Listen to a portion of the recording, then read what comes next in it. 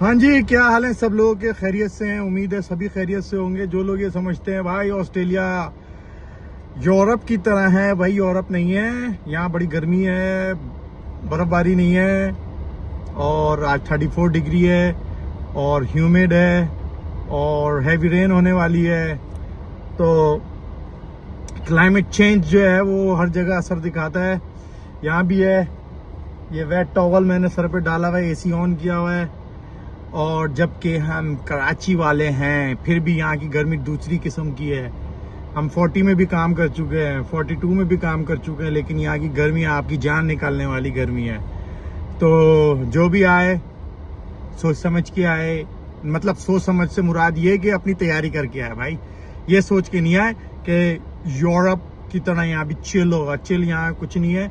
सर्दियाँ आती हैं बहुत टाइट वाली, लेकिन गर्मी ऐसी होती है। देख लो, गीला डाला हुआ एसी ऑन है।